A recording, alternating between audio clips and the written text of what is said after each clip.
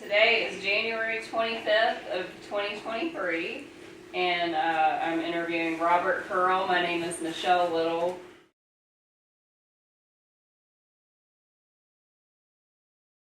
I was born June 28, 1925, and I'll have to tell you something funny about that. When I got to be 9 years old, it was during the Depression, and I went up and to a theater. I like to go to movies. I like to see them. And I asked this man for a job, and he laughed and he said, "The Depression's going on. There's no jobs here." He said, "What can you do?"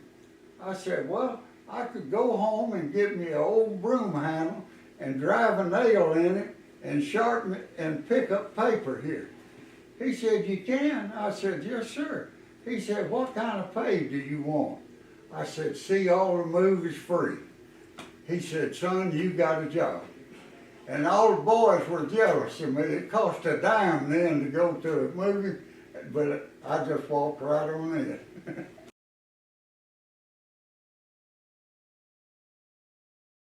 My dad was a Methodist preacher, the best man I've ever known in my life.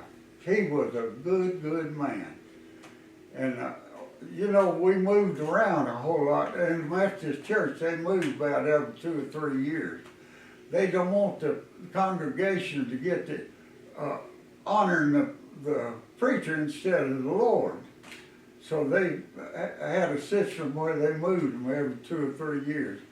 I really didn't like it because in school I'd have to leave all my friends and everything. But I'd go to a new school and make new friends.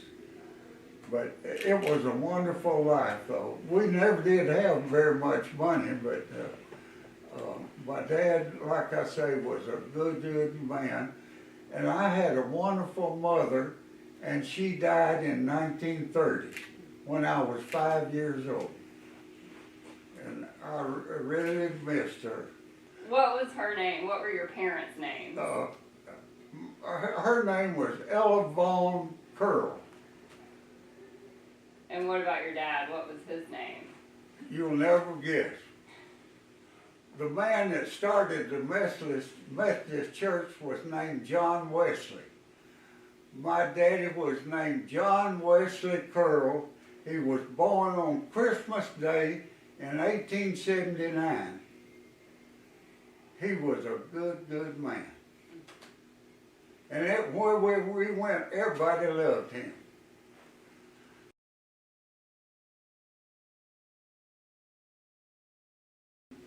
And you said you got into photography young, as a 11 child. years So old. did you do some photography during high school as well? Sure did. Everywhere I went, I was a photographer for it.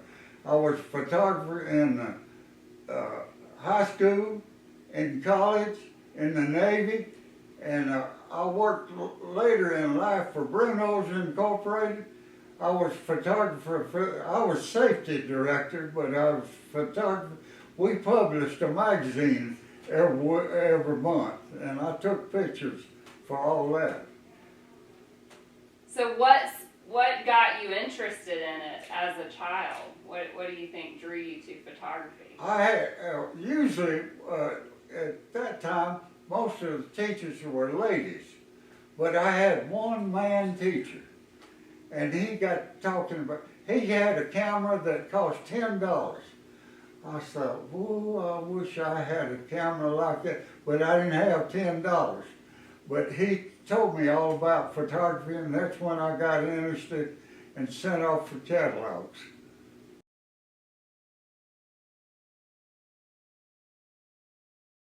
Yes, I had 2 brothers and 1 sister, and they were older than me.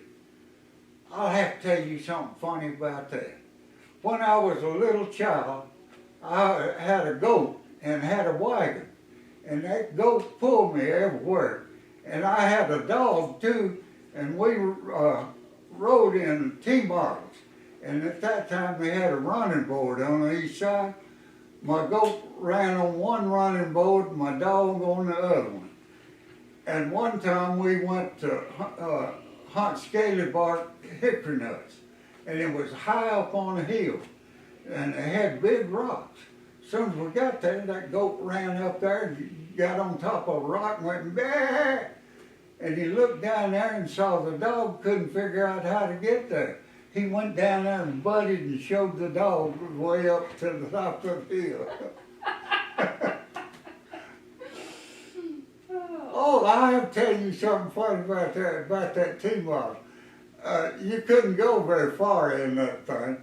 But I remember one time, and I took a picture of it, the radiator overheated, and my dad stopped by a branch and took his hat off and filled it full of water and poured it in the radiator so we could go.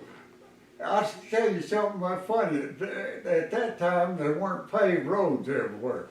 Most of them were paved in Alabama, and we'd be driving along and all of a sudden we'd hit a dirt road. Everybody said, "We must be in Mississippi now."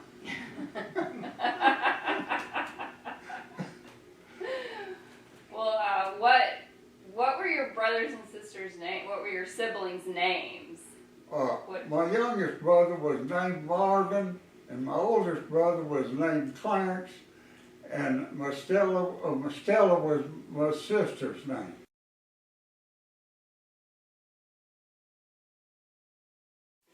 Oh, I'll have to tell you about that lady.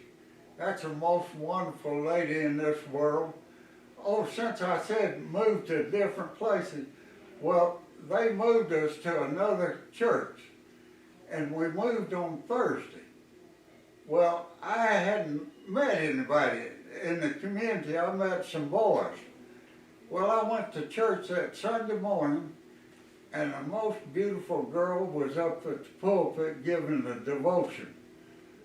I nudged the boy. I said, "I don't know who that girl is, but I'm going to marry that girl."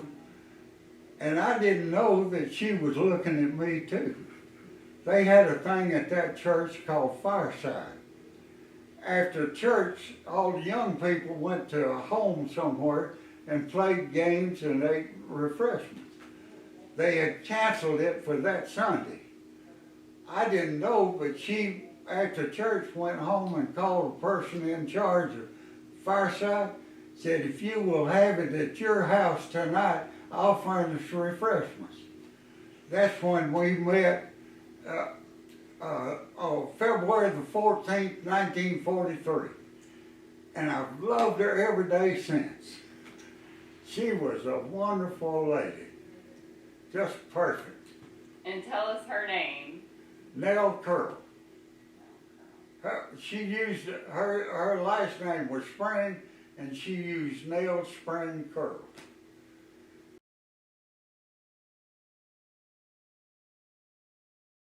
The only girl I ever dated. I wasn't dating any girls then.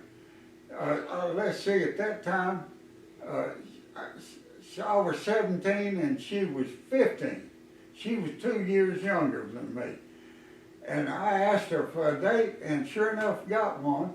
And at that time, I didn't have any money hardly, but I had one Argus C3 camera. And I sold that camera to get money to carry her on a date. And we used to ride the streetcar and go to town to see the movies. But one night when I came, I dated her for about 3 months before I joined the Navy. I said, "I'm joining the Navy tomorrow."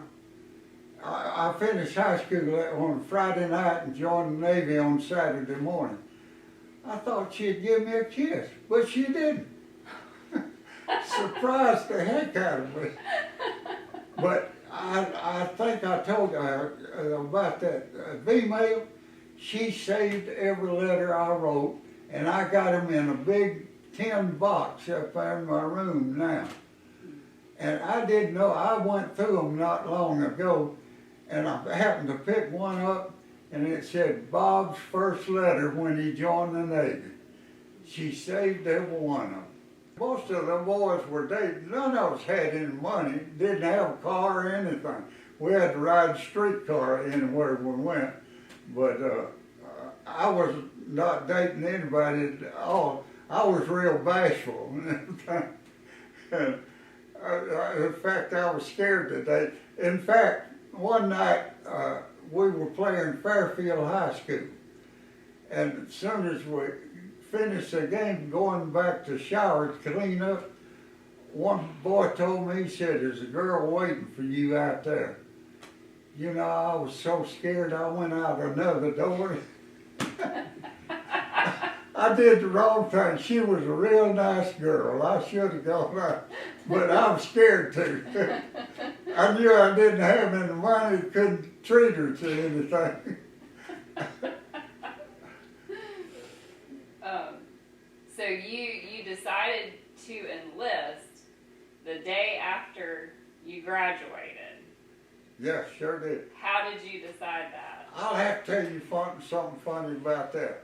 In high school, we got talking about the service and everything. We were going to join, and this friend of mine said he was going to join the Army. I said, "Not me." I said, "I'm going to join the Navy." He said, "Well, not me." He said, "I don't want a shark eating me." I said, "Well, I don't want anybody sticking a bayonet in my stomach."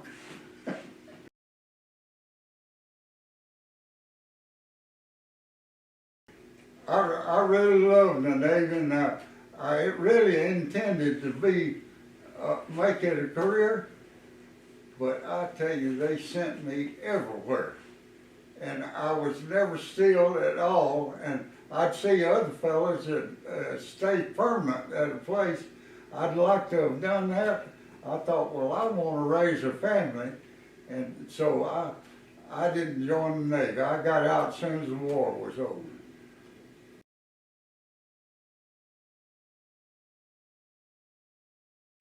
He said, "Son," he hated to see me go. He said, "I'm proud of you, and I wish I could go with you." Like I say, my dad was born in 1879. He was about 50-something years old when I joined the Navy. It all happened so fast. The recruiting office was in the post office in Birmingham. And there was a big train station about a mile away called Terminal Station. It was a beautiful place. And they marched us. Oh, they sent me home, said, "Go home and get a toothbrush and everything and come back." Well, I came back and they marched us. They sent us off to the Navy right there. We got on a train and went to Bainbridge, Maryland. A brand new, they just opened that brand new place. I have to tell you something funny about that. I'd never been on a train before. And usually people at that time, when they get on the train, they fried chicken and carried it with them, because nobody had any money. But that day they carried us to the diner. And I was sitting there and this waiter came up. He said, "What do you have for appetizer?" I looked at him, I said, "I'm already hungry." I didn't know they had such a thing as appetizer.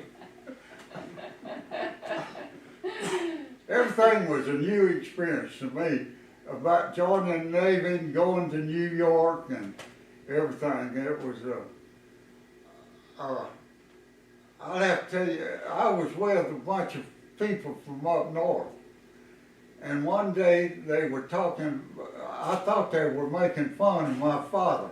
I was taught to respect you, Father. They called him the old man, even though he was old at that time. I said, "Don't you talk about my daddy." I was about ready to fight somebody.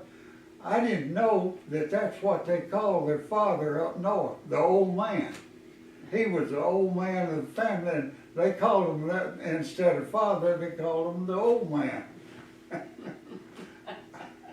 I learned a lot joining the Navy. Were there any other guys from Alabama or from the South with you, or No. was it all, yeah? I was the only one. Okay. So what was boot camp like? I mean, being away from home for the first time like that, what was the training and all that like for you? Well, I'll have to tell you something else funny about that. At home, I was raised on vegetables. We had fried chicken on Sunday. That was a deluxe meal. But when I got in the Navy, they had all kinds of food. And I was about to eat myself to death. So I got in the chow line after I finished and came back, and this chief looked at me and he said, "Hadn't you been in this line before?" I said, "Yes, sir." I said, "That big sign up there says, 'Take all you want, but eat all you take.'" I said, "You watch me, I'm eating it all." He said, "Go ahead." And I gained weight. Like I say, when I played football, I weighed 160. Well, it wasn't long, I weighed 180 in the Navy.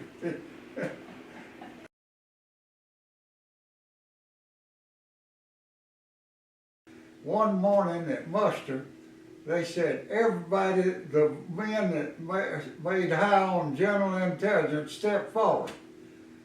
He said, "Let's step forward." I said, "No, they told me never to volunteer for anything." He said, "Well, this outfit we're in is no fun." I said, "Well, you're right then." So we stepped out and they said, "You two are going to secret radar school in Woods Hole, Massachusetts." I asked the fellow, I said, "What's radar?" I'd never heard of it before. So we went out there and went to school, and I thought, man, I'm getting out of Scouts and Raiders. Well, they sent me back, right back in the same outfit, and I was operated the radar that allowed me to find Omaha Beach on D-Day. Yes, That radar, I have to tell you something funny. It was a virtual image plan position indicator reflector scope. I still remember that.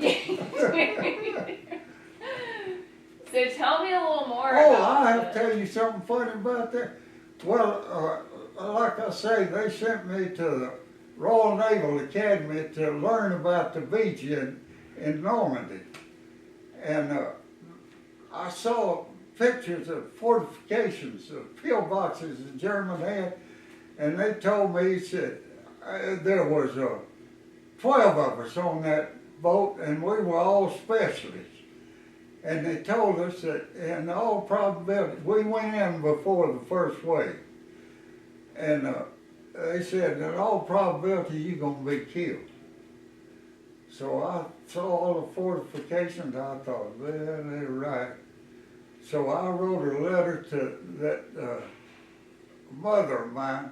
I told her, I wish I had been a better son. I thought that was the end of me, but here I am. You got to see her again. So tell me a little bit more about, when they first started, you first started to learn what, you said you didn't even know what radar was. No. And you got selected for that school, for Massachusetts. Just walk me through what that process was like, where you went next, and what you started to learn. Well, they developed this new radar, MIT, a college over across, and the professors would come over. We were on an island, Woods Hole, Massachusetts, and they would come over there to teach us about this radar. It was real fast. They were in a hurry, and like I say, they sent me back to this Little Creek, Virginia. That's where they trained the Scouts and Raiders. And I'll have to tell you something funny about that. They put me on KP and had a big tub there and had me snapping the heads off of shrimp. I'd never seen them before. I said, I said, "Do people eat these things?" Did you like shrimp? Did you try some? I never did like them. maybe that's sitting there snapping the heads off of. But I eat them here because I know I ought to, but I really don't love them. I love seafood, fish seafood, but I don't like shrimp. So how many guys are you there with? Just give me a sense of what, how big was your class? I think there were 8 of us in all.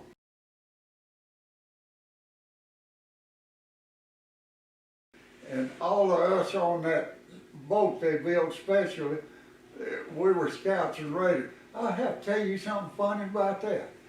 That little old boat was loaded down with electronic equipment.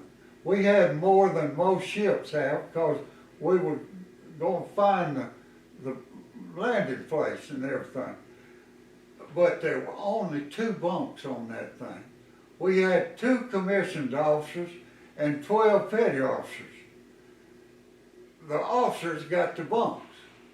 We slept on stretchers. They kept them folded up, and we unfolded them and slept on stretchers all the time. Just like we were wounded or something. Yeah. But they didn't take much room on that boat. It was 56 feet long. Since the sea was rough, they were having trouble trying to get provisions ashore. So they wanted a breakwater, and they had some old Liberty ships that were no good. And they wanted me to find a place to sink them. So I did, and they blew the bottom out and had them all close together, and it made a good breakwater. But they had bunks. The water didn't come all the way to the top. We slept, since I was sleeping on stretchers, at night we would tie up to those sunken Liberty ships and sleep in the bunks up there.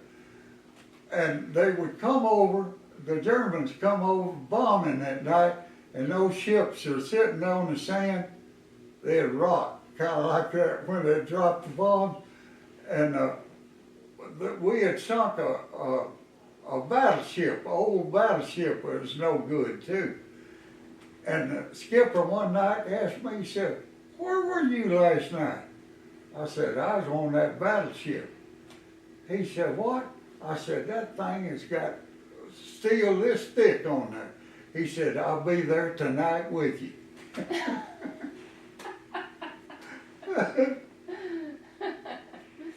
Found you a better place to sleep. Yeah. But I stayed there for 3 weeks, and like I say, they put me into Scouts and Raiders and issued me all kinds of Army stuff. Well, first of all, when we got to England, they assigned us in a Quonset hut. And I put my sea bag down and everything, and they announced chow call. And there's a fellow that had lived there before in that thing, and he had his mess kit. He looked at me and he said, "Where are you going?" I said, "I'm going to chow." He said, "You got to have a mess kit if you're going to eat chow here." I said, "I'm in the Navy." He said, "I am too," but said, "We got to have a mess kit." So he showed me how to hold that thing. It unfolds, and if you don't hold it right, you'll spill everything. But he showed me how to hold it. Oh, and they sent, after 3 weeks, we did all we could do there. And they sent us back to England.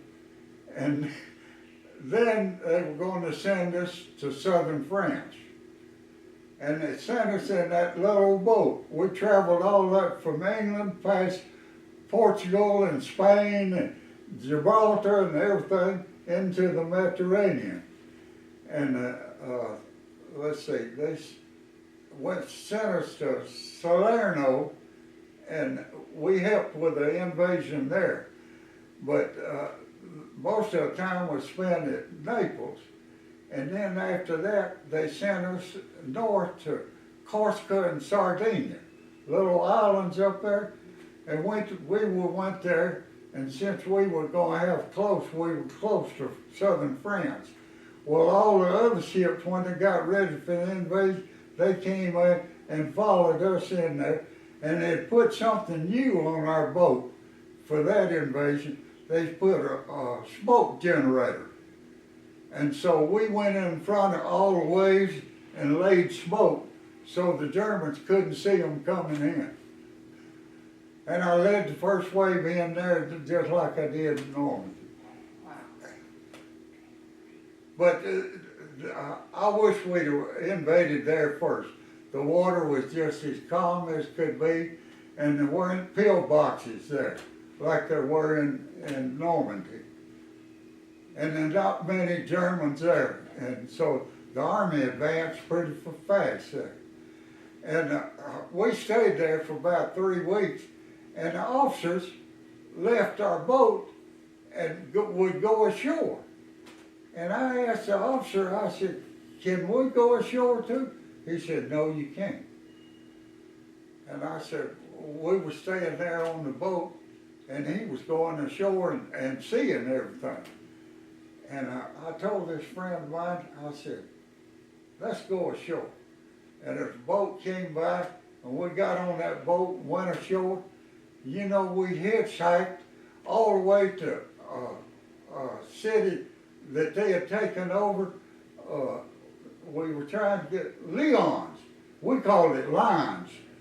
But hitchhiking, there were a bunch of army trucks coming by, and we were hitchhiking and didn't have uniform on, just had work uniform. Didn't have a billfold, I just had my dog tag. And they picked us up in this army truck. We went into a little old town, and the people in the little old town said, "Vive la France! Vive la France!" As we went through, and we got through the town, and there was a wide, 2 roads out there. They didn't know which way to go. So they took the one on the left. We circled around and came through the same town again. The people hollered, "Vive la France!" But we had a good time. What else do you remember seeing while you were in France? Oh, I have to tell you something funny about that. I'd been instructed about booby traps. And I found a dead soldier one day, and he had a book on him that showed what things he was qualified for. Machine gun and hand grenades and everything. And I took it off of him and brought it home and gave it to my son. But let's see, what was I going to say? My mind goes blank. Well, you remember a lot. You mentioned you were trained on booby traps. But were you? Oh, yeah. What I used to do is carry a ball of thread with me, and I thought, well, if I was wanting to find a camera, a Rolleiflex. That's what I was looking for, a German Rolleiflex. Well, I never did find one. But one day I found some binoculars, and I didn't have my coil string with me. I looked and got me a stick about this far, and I poked it. Nothing happened. If it had, it'd have blown me up. I was that close to it. But I got those binoculars.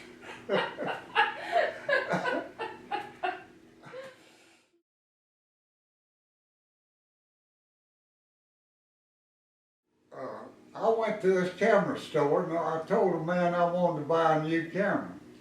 He said, "We just have one up there." And he said, "But you can't buy it." He said, "You got to have A1 priority for it." He said, "Generals and admirals can buy it, but you can't as a sailor." And he said, "We have a lot of used cameras here." I said, "No," I said, "I've saved my money while I was overseas, and I want to buy a new camera." He said, "Well, you can't buy that one." I said, "You said something about a priority?" And he said, "Yeah." I said, "Where do you get that priority?" He said, "At the Empire State Building." So my friend and I walked up there, and nosy, we walked in, and they treated servicemen like kings then.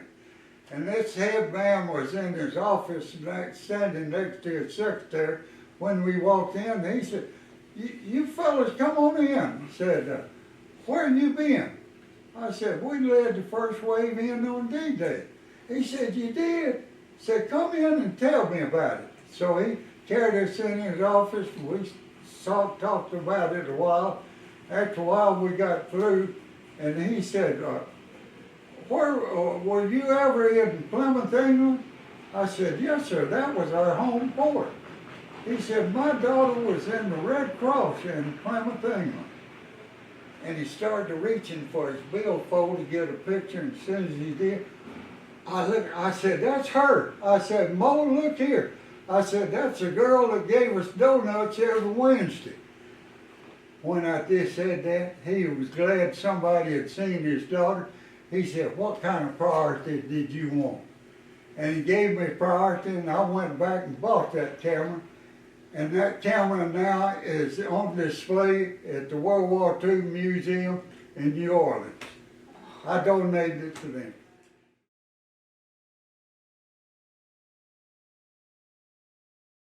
They sent me to another radar school in Charleston, I think it's in Virginia, I believe.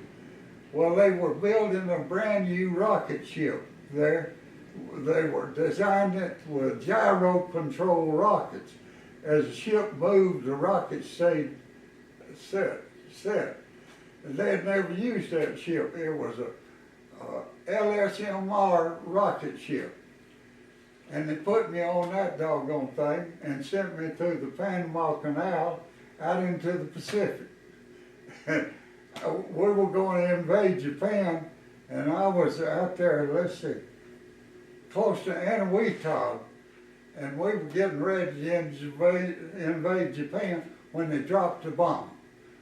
I said, whoo, thank goodness. I said, I'll never make it through another invasion. Oh, I have to tell you something funny about that. Like I said, everything has been funny that happened.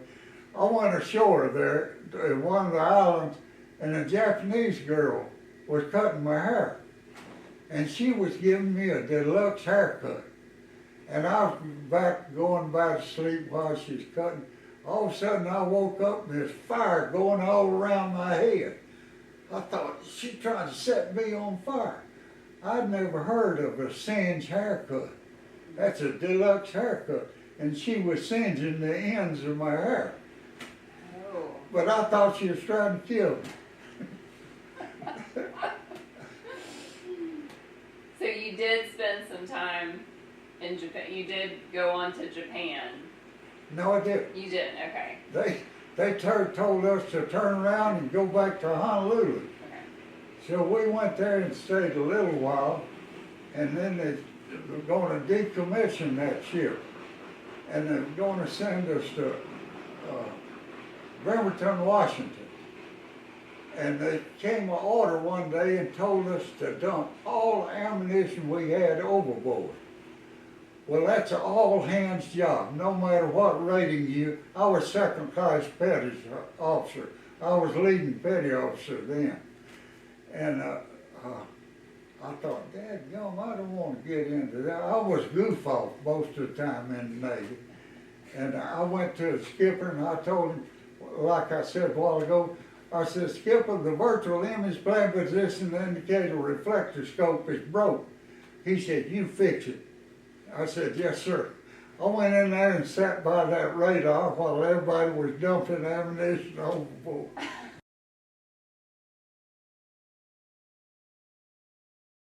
We were just carrying high-ranked people around in that boat.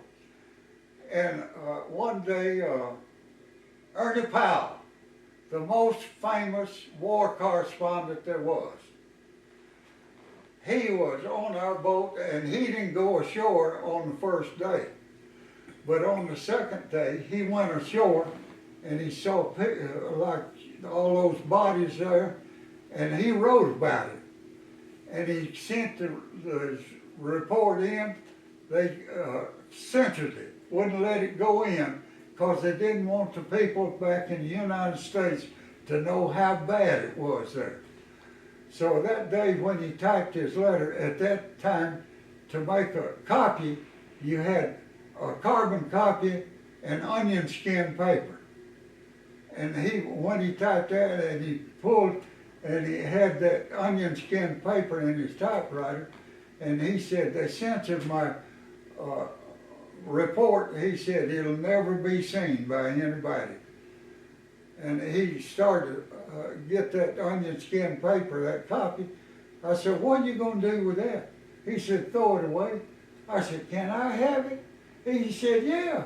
So he gave it to me, and I brought it home, and I was going to college then, and I hadn't been to school in a long time, and I was making D's and S writing essays. I just couldn't make a good grade to save my neck. But one day the professor assigned us a journalistic thing. I thought, boy, I got 'em made now. I copied what Ernie Powell wrote in that thing, everything word for word. And down at the end he said, in retrospect. I thought, what is retrospect? I looked it up in the dictionary in case that professor asked me, and I turned it in. I was making D's. Guess what grade Ernie Powell made? C+. And I couldn't tell them what I'd done. They'd kick me out of school. Yeah, I copied his article word for word. Ernie Powell, you know, most of the correspondence would stay with the officers. Ernie Powell didn't. He stayed with the soldiers. And he loved the soldiers and sailors and everything. He was really a good man. And after the war, after that, they sent him to the Pacific, and he got killed out there in the Pacific.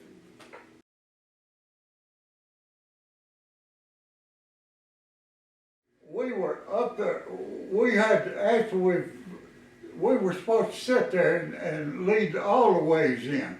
We timed when they went in and everything, and we were sitting there waiting for the second wave. The ships were 6 miles out at sea.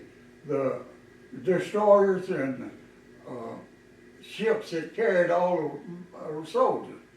And as they came in, then we would lead them in.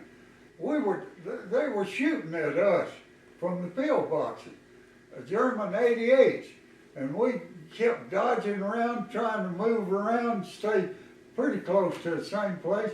And I got surprised sometimes when we moved, exactly where we was hitting, a shell would hit there. I said, woo, we sure were lucky that time.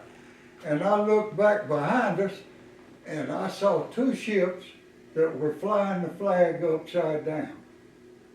I told the skipper, I said, look there, they don't know how to fly the flag. They got it upside down. He said, yeah, they're in distress. They're sinking. Said, when you're in distress, you take the American flag and fly it upside down.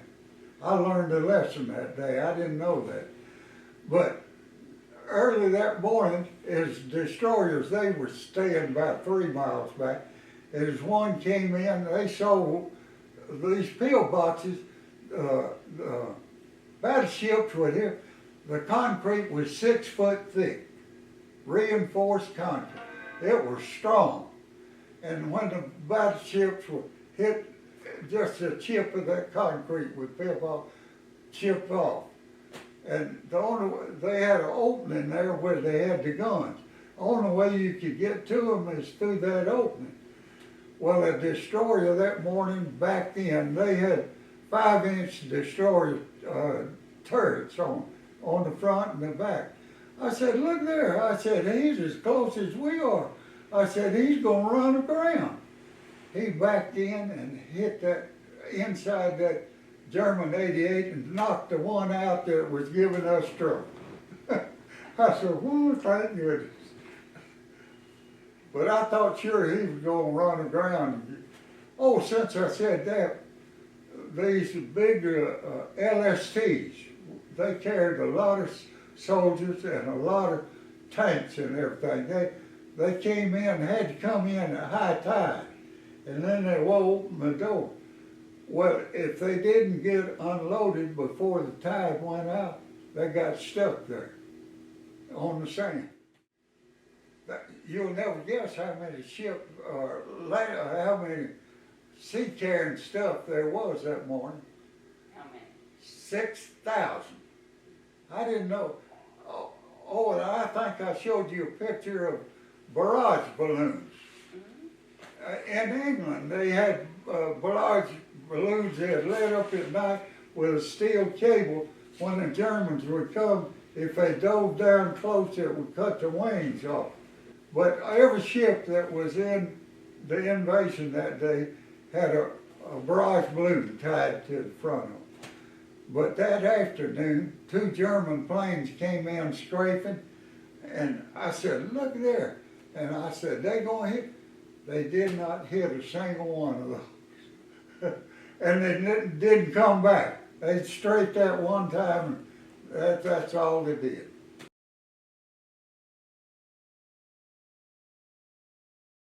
But later on, the Germans developed a V-2 rocket that went thousands of miles an hour. And the United States bombed where they were building them. Thank goodness. If they'd have been able to build all of those, they'd have won the war, because we didn't have any defense again. Nothing to do for them, because they could come over and bomb England.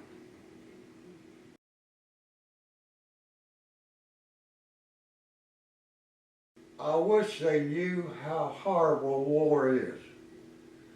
Really, I'm against war. The only war that I'm in favor of, if somebody attacks us, I say, go at them with everything we got. But I tell you right now, it hurts me to see these young men that have been over there and legs blown off. That just tears me up. War's just too horrible. I hope we never have one again.